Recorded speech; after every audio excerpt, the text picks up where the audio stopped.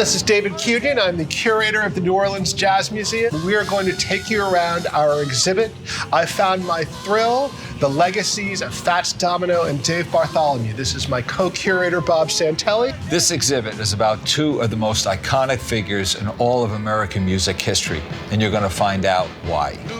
Fats and Dave come out of the traditions of jazz and traditional jazz and gospel and spirituals and blues and marching music and street peddlers' calls and things like that. Cosimo Matassa, his recording studio, one of the great unsung heroes of rock and roll in a way. What we have here is Dave Bartholomew's address book. That's the trumpet he did all of his solos on, and all the trumpet solos of Fats stuff and other stuff that he produced. This is Dave Bartholomew's first recording. Not his first popular one, but his actually first recorded. Just after World War II, right? Yeah. Great Michael P. Smith photo of Fats Domino at Jazz Fest. You can see how popular he is. There's Fats with a bunch of folks around him, walking right up to the stage in front of all of his fans. But all along here is a great opportunity to follow the timeline of both men, because there's so much history, especially in the 1950s. Millions of records these guys sold over the course of the 1950s. The original sheet music to I'm Walking, cassette player and cassettes where Dave would, sing his ideas literally into these tapes. And one thing we were able to get from two fantastic saxophone players who played with Fats up until his last gigs and he passed away. And speaking of instruments, we want to show you Fats's piano. Yeah, of course. This was a piano in Fats's house that he played every day. It was his white Steinway. During Katrina, the house got 10 feet of water, and the pianos were destroyed, basically, were totally ruined.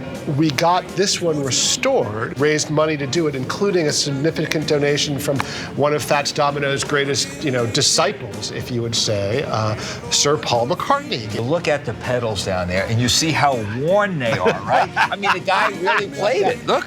The recordings and the records. So we've got, everything from some Dave Bartholomew jazz to Blue Monday, the original 78 of Blue Monday. Then, of course, you mentioned Blueberry Hill, walking to New Orleans.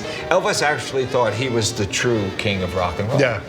Fats Domino is also known for, as I like to say, his sartorial splendor.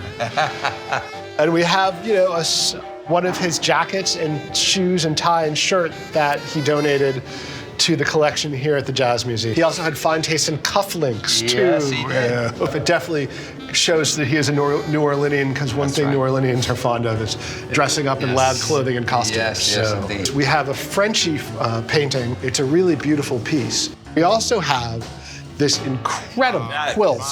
The closer you get to it, the more you see of kind of the threading and the needlepoint and the different textures and the way that things are and the different kinds of thread that Gina Phillips, the artist, used. It's really amazing from up close. You can really kind of lose yourself. And I love the way she captured the lean, how Fats would lean into his microphone. She's got that down just right. It's a beautiful, beautiful piece. Next to that one, we have this great painting by James Michalopoulos, who is famous for these kind of New Orleans shotgun houses that, kind of lean in and look like they might be about to fall.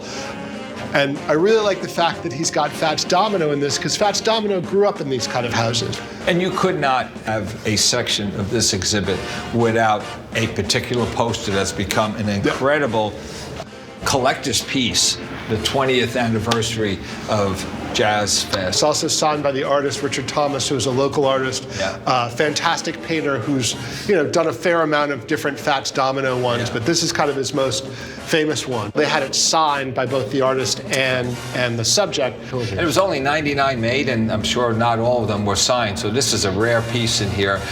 Tell us about this, because this was iconic and not a whole lot of people got to go. It was his last show, and he was trying to promote the tribute album that the Tipitinas Foundation had worked on, of 2 CDs of people covering Fats Domino tunes. The place was packed. I mean, and he had a 10-piece band, I want to say 10-piece band with 6 horns and stuff. And for a guy who at that point, I want to say was in his late 70s probably, he sounded fantastic. We talked a lot about Fats, of course, but really, we must also talk about Dave. Dave and Fats, you still hear their music, you still hear people talking about them, and they were the examples that everyone followed. Not, I mean, certainly here, but across the world.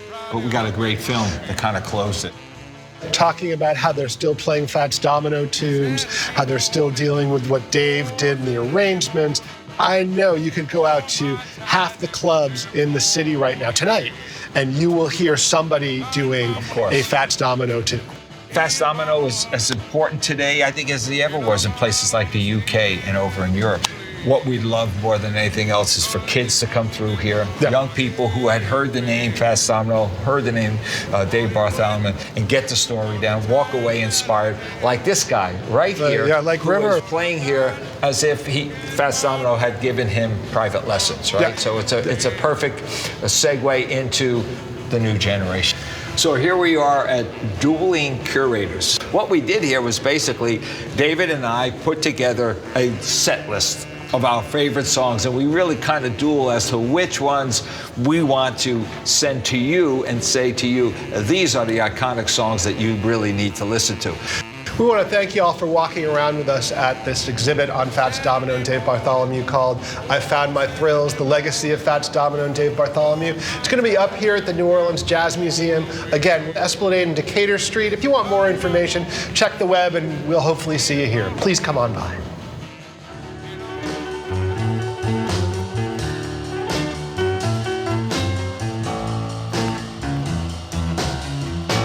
I found my thrill